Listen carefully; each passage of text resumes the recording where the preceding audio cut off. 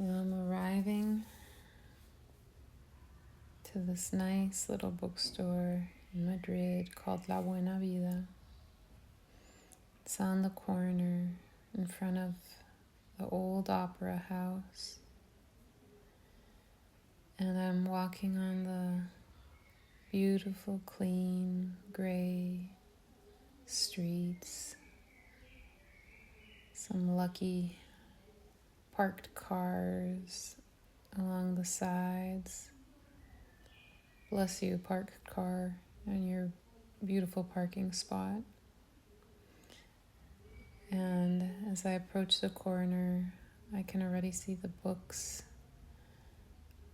lining the walls through the windows. I see a couple people seated at the table in the corner, right next to all the good beverages. Makes me smile because I'm going in there to have one of those good beverages. And I walk up to the glass door and smile before going in. And I open the door and I hear the bell on top go kung kung. I wave at the guy at the till. He says buenos dias. And I go over to the side. The first thing there are actually the notebooks. And I knew I was going to have to get one because I didn't bring any. But that's no problem. I was looking forward to picking out a new one. And I realized they have the smaller section. I want to draw a little and write a little. So they have a series of notebooks in these fun neon colors, and they're the size of a folded sheet of paper. It's just perfect. €4 works out well. And I start paging through them, and I see the pink and the neon green and yellow and this fun orange, and finally I see this like electric blue that has some green polka dots across the cover. Really, really tiny ones though. It looks interesting and different. It's almost like a gradient in a way. The thickness augments in the lower left corner. And I think there's something about it that I like it, of that blue energy and the green kind of seeping through. And I can already smell the coffee. It's not amazing coffee here, but it'll do in a pinch. And I smell something else. I'm not sure what it is. Some toasted croissant, perhaps. My notebook in my hand, I go up, and before I do anything, I know I'm going to be paying for this. But I do want to get some drinks. I head on to the back, and I see that the place is empty, mostly because of the hour. I see the couple sitting in the table in the back, and they're talking animatedly, piles of books around them. Makes me smile. The magazines are right next to them in the back. They smile at me as I move right past them to get to the corner that has the food. It's self-serve. It's really nice. I take a look and I smell the fresh pot of coffee, and I think, and I see the wide array of teas, and the guy actually shouts out to me and says, "Hey, we have a matcha now." And I say, "Oh, nice. What milks?"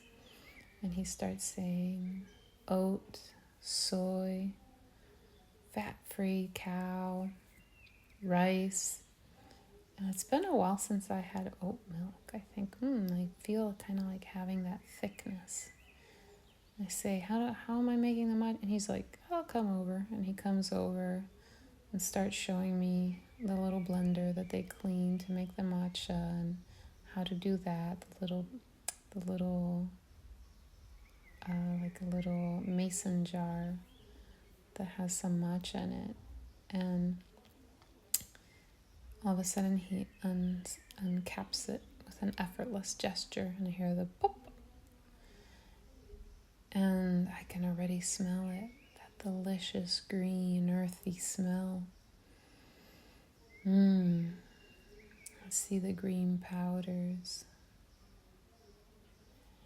And he starts explaining the proportions, the ideal proportions for oat milk and matcha, and I can tell he's a nerd. My people makes me happy. So first I put the water to boil as he keeps explaining how they've sourced it and what his favorite providers are. And I laugh, just kind of delighted by the rant and the fact that I get to have some. And I see, what else can I snack on here? And I see a nice bag of chips.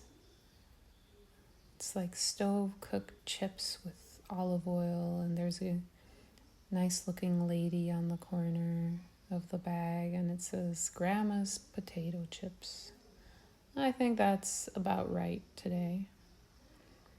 And as the water boils, I pour it in my big mug. It's a bright blue mug that almost matches my soon-to-be new notebook. And he notes it and says it. And I say, yeah, it's great, perfect. And he says, okay, half water. And I pour half water. He says, now we'll make the matcha blend. And I put a couple of spoons per his instructions. And I can tell he is actively letting me use a little hand blender, that it would actually delight him to use it. But you know what? It delights me too. So I grab it and I kind of go to town on my little matcha. On the whir of the blender, I can feel it through my hand that holds the mug as I do this. The warmth of it. And the steady whir and the smell of the matcha and of the coffee right next to me. The sounds of the girls talking on the table close to us. His smile, proud of his matcha acquisition. And I start asking him about what books had come in this month, and we start talking about a recent translation of someone we both like a lot. Someone who everyone thinks is about to win the Nobel Prize soon, but of course we've been thinking that for many years. And with that, my matcha's blended. I pour the oat milk and we head over to the counter together. I pick up a paper napkin for my bag of chips. And I set down my chips and my matcha next to the store is like an L, so I'm now on the other side of the L, the bottom part of the L, and I take a nice little seat, comfy booth seat with the back of it being the window that gives to the street, that gives to the old opera house. And I put my backpack there and head over to the counter to pay. I'm so relaxed and happy here, ready to sip on my matcha, ready to enjoy the soft Joni Mitchell that they love to play here. Her soft high voice in the background. And I have a big smile on my face as I ask him how much it is.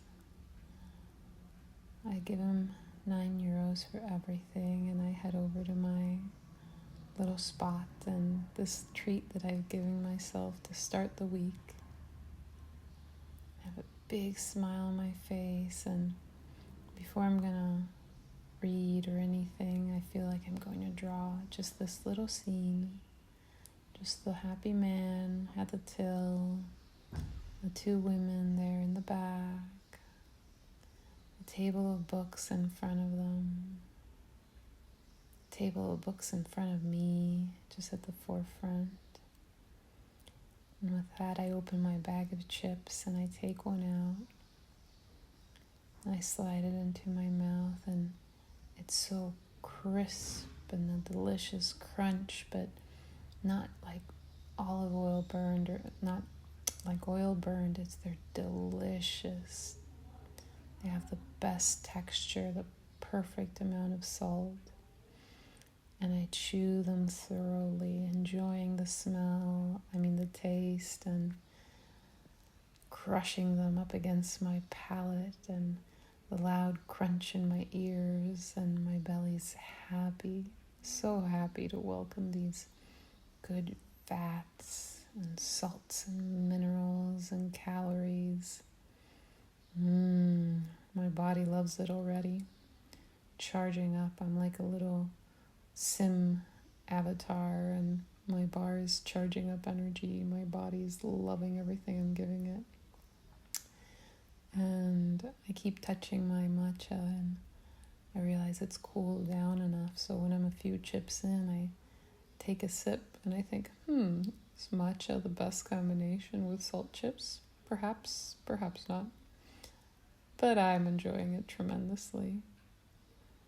Those sugars, that caffeine, all those vitamins, the thick texture of the oat milk, making it delicious. For some reason, I love tasting things and having things that are kind of like eating earth. Just really enjoy eating earth over here. And while I'm sipping on my earth drink, my green, beautiful, glowing earth drink, I look down at my new notebook with its bright blue cover and its mottled little dots of green, of intense green gradient.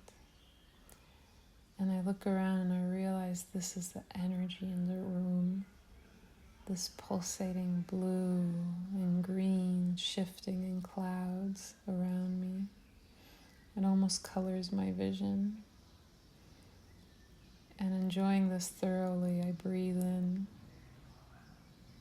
And as I breathe in, that energy comes towards my skin, penetrates my pores, and goes into my bones. I take another breath in. And it moves in deeper, deeper through my skin, my sinew, my muscle. And now it's in my chest, in my belly, my pelvis. I take another breath in and it grows more intense. The beautiful, warm, relaxing energy of it. So intense that it starts moving down my legs, through my hands and arms and shoulders, up my head, into my whole being, and I take on one last breath to anchor this beautiful energy inside of me forever. And I hold my wrist and think, peace.